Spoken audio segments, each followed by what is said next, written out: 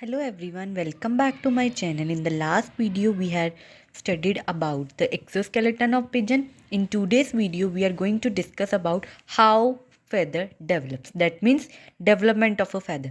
अब ये जो feather की development ना skin की एक projection है, ठीक है।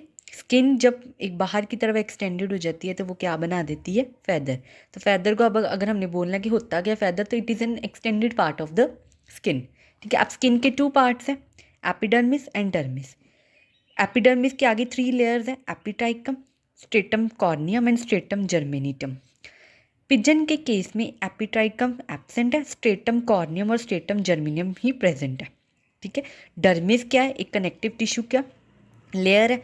और ये कौन कौन से कनेक्टिव टिश्यू प्रेजेंट है, एक तो स्पॉन्जी कनेक्टिव टिश्यू प्रेजेंट है जिसमें क्या प्रेजेंट है, कौन से सेल्स, मसल्स प्रेजेंट और साथ में ब्लड वेसल्स प्रेजेंट है।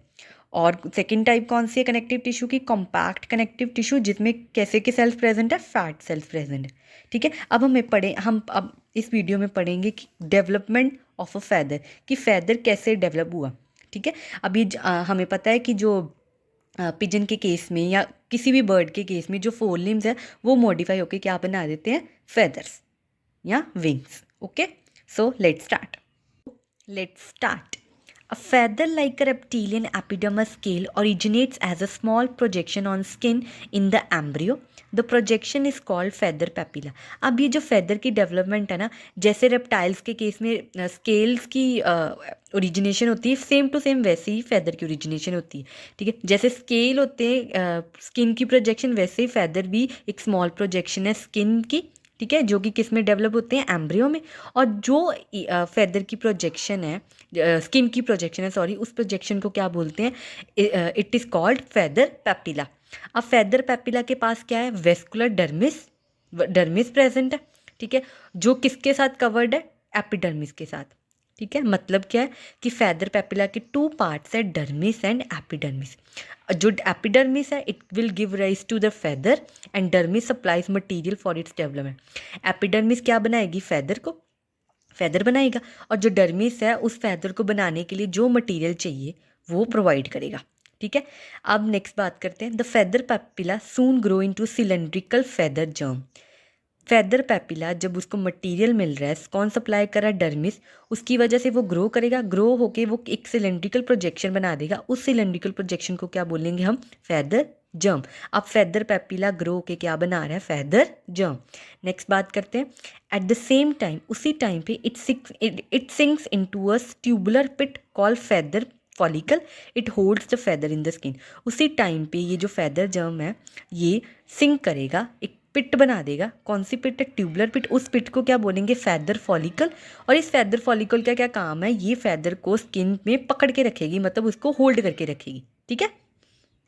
Here is the diagram which represents the development of a feather. अब ये देखो, ये डायग्राम देखो, this is the projection of skin, ठीक है। इस प्रोजेक्शन ऑफ स्किन को क्या बोलेंगे, फेदर पेपिला। इसके कौन कौन से पार्ट्स हैं, एक तो एपिडर्मिस है, एक डर्मिस है। एपिडर्मिस क्या बनाएगा, फेदर को, और डर्मिस उसके लिए मटेरियल प्रोवाइड करेगा। अब वो जो है फेदर पेपिला ग्रो के क्या बना रहा है, एक सिलेंड्रिकल प्रोजेक्शन। वो सिलेंड्रिकल प्रोजेक्शन को क्या बोलेंगे, फेदर जर्म। और ये फेदर जर्म आगे जाके एक ट्यूबुलर पिट में कन्वर्ट हो जाएगी। उस ट्यूबुलर पिट को क्या बोलेंगे हम, फेदर फॉलिकल, ठीक है। अब नेक्स्ट स्टडी करते हैं। अब जो आउटर मोस्ट लेयर है एपिडर्मिस की, इट गेट्स कॉर्निफाइड। वो कॉर्निफाइड होके क्या बना रही है, एक स्मूथ शीट बना रही है जिसको पेरिडम बोलते हैं। किसके अराउंड ये बन रही है, अराउंड द फेदर जर्म, ठीक है। अब जो बाकी पार्ट है एपिडर्मिस का, आउटर मोस्ट लेयर तो कॉर्निफाइड होके पेरिडम बना रही, जो बाकी पार्ट है एपिडर्मिस का जिसमें क्या आते हैं, स्ट्रेटम जर्मेनिटम, वो क्या बनाएंगे, it forms parallel longitudinal columns और रिब्स। वो क्या बना देंगे, कॉलम्स और रिब्स बना देंगे। कौन, एपिडर्मिस का जो रिमेनिंग पार्ट है जिसमें क्या प्रेजेंट है, स्ट्रेटम जर्मेनिटम, वो क्या बना देगा, कॉलम्स और रिब्स। नेक्स्ट बात करते हैं, two relatively large adjacent ribs of the dorsal side grow fast and fuse to form rachis. अब एक इधर से आएगी, एक इधर से आएगी, ठीक है, वो दोनों फ्यूज होके क्या बना देंगी, एक सिंगल लाइन एक सिंगल रिब बना देंगे। उस सिंगल रिब को क्या बोलेंगे, रेक्किस। हमने देखा ना कि ये दिस इज़ अ फेदर, ठीक है, ये तो कैलमस हो गया। ये जो है रेक्किस, शाफ्ट की रेक्किस है।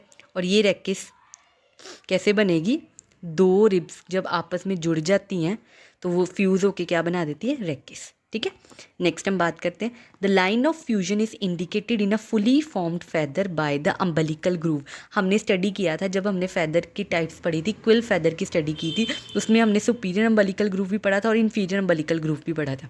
ठीक है, जहाँ पे ये दोनों जो एडजेसेंट रिब्स थी वो फ्यूज़ होके रेकिस बना रही है, वो जो लाइन है फ्यूजन की वो हम देख सकते हैं फुल्ली फॉर्म फैदर में, किसके फॉर्म में, अम्बलिकल ग्रूव की फॉर्म में। ठीक है, जैसे अब नेक्स्ट बात करते हैं, जैसे जैसे रेकिस ग्रो करेगी, as the rachis grow the remaining ribs are carried up the rachis as the barbs. Rachis grow करेगी, जो बाकी के रिब्स के पार्ट्स हैं वो क्या बना देंगे, वो बार्ब्स बना देंगे। New barbs arise in the ventral side and in turn shifts up the growing rachis. और वो जो बार्ब्स हैं वो कौन सी साइड पे अराइज होंगे, वेंट्रल साइड पे, और वो किसकी तरफ शिफ्ट हो जाएंगे, टू द ग्रोइंग रेकिस। ठीक है, इसको हम डायग्राम के थ्रू देखते हैं। अब ये देखो, जो आउटर लेयर थी एपिडर्मिस की वो कॉर्निफाइड होके क्या बना रही है, पेरिडम। ठीक है, पेरिडम क्या, एक स्मूथ शीट है, किसके अराउंड, फैदर जर्म के अराउंड। ठीक है, ये फैदर फॉलिक्यूल एक ट्यूबुलर पिट है। ठीक है, नेक्स्ट क्या है, जो रिमेनिंग पार्ट है उसका एपिडर्मिस का, जिसमें स्ट्रेटम जर्मेनिटम है, वो क्या बना रहे हैं, कॉलम्स, जिसको रिजिस भी बोलते हैं। ये रिजिस है, दिस पार्ट रिप्रेजेंट द रिजिस, रिजिस को ही बाब्स बोला है।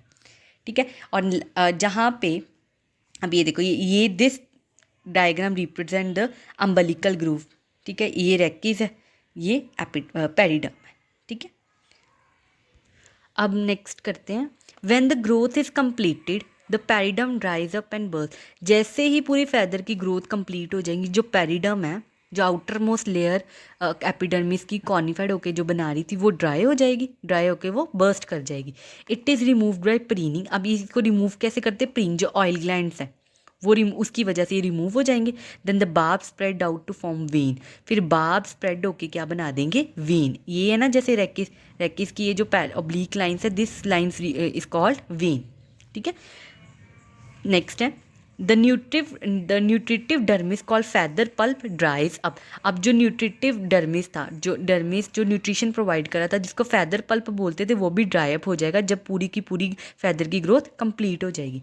ठीक है, नेक्स्ट है, this stops the growth of feather. जब न्यूट्रिटिव डर्मिस सूख जाएगा तो ग्रोथ रुक जाएगी, क्योंकि मटेरियल नहीं मिलेगा, जिसकी वजह से क्या होगा कि it results in the formation of hollow quill with an opening the umbilicus at its either and. एक हॉलो क्विल बन जाएगा जिसके पास एक ओपनिंग होगी, उस ओपनिंग को क्या बोलेंगे, अम्बलिकस। ठीक है, नेक्स्ट है, the entire feather is formed of dead horny cell. जितना भी पूरा का पूरा जो फैदर है वो किससे बना हुआ है, डेड हॉर्नी सेल्स से। और पिगमेंट का हमने देखा ना कि फैदर्स अलग अलग कलर्स के होते हैं, किसी के फैदर्स ब्लैक है, किसी के जैसे पिजन के ब्लू है, ब्लूइश ग्रे है। ठीक है, ऐसे ये पिगमेंट कैसे ऐड होता है, कब ऐड होता है, pigments are added to the epidermal cells during growth in the follicle but not afterward. Pigment जो है जब ग्रोथ हो रही है ना फॉलिकल की, उसी टाइम पे ऐड होता है, उसके बाद ऐड नहीं होता। ठीक है, development of a down feather is relatively simple. All the ribs of the epidermis are equal and form barbs which unfold on rupturing of periderm. अब जो डाउन फैदर है, जो कि एक यंग वन में मिलते हैं, उनकी जो डेवलपमेंट है इट इज़ क्वाइट सिंपल। ठीक है, उस केस में क्या है, जितने भी रिब्स हैं ना एपिडर्मिस के वो इक्वल होते हैं, और एक क्या बनाते हैं, बार्ब्स, और बार्ब्स अनफोल्ड हो जाते हैं जब पेरिडम रप्चर हो जाती है। ठीक है, so it was about the development of a feather. Next हम स्टडी करते हैं मोल्टिंग के बारे में। मोल्टिंग का क्या मतलब है, फैदर्स का नया आना, फैदर्स का बार बार जैसे पुराने फैदर्स का रिमूव हो जाना, नए का आना। The feathers are moulted annually. अब ये जो फैदर्स है ना हर साल नए आते हैं। ठीक है, और ये कौन से सीज़न में नए आते हैं, जब समर, लेट समर है। ठीक है, जितने भी फैदर्स है वो all the feathers are not shed at the same time. सारे के सारे फैदर्स एक टाइम पे नहीं शेड हो जाते, वो जैसे किसी पार्ट का पहले शेड हो गया, किसी पार्ट का बाद में। ठीक है, falling out of old feathers and formation of new ones in their place go on side by side. पुराने फैदर्स का निकल जाना और नए फैदर्स का बनना, ये साइड बाय साइड होता रहता है। ठीक है, new feathers develop from the old papilla. जो नए फैदर्स है वो कहाँ से निकलते हैं, ओल्ड पेपिला से। ठीक है, so this was about moulting. नेक्स्ट हम पढ़ेंगे सक्सेशन। सक्सेशन मतलब पुराने का रिमूव होके नए का आना। वो कितनी कितनी बार आते हैं? 3 sets of feather are present. Pigeon के केस में 3 सेट्स आते हैं फेदर्स के। कौन कौन से? एक तो नियोसोपटाइल्स, मीजोपटाइल्स और टीलियोपटाइल्स। सबसे पहले हम स्टडी करते हैं नियोसोपटाइल्स की। वो वाले feathers which grow in young bird consist of down feather. वो वाले फेदर्स जब एक न्यूली हैच्ड बर्ड में आते हैं, ग्रो होते हैं, जिसमें कौन से फेदर्स प्रेजेंट है? डाउन फेदर्स या नेस्लिंग फेदर्स। ठीक है, ये तो हो गया नीजोपटाइल्स। नेक्स्ट है मीजोपटाइल्स। वो कब आते हैं? जब जो मीजोपटाइल वो कब आएंगे? जब बर्ड कौन सी स्टेज में है? जीवलाइन स्टेज में है। ठीक है।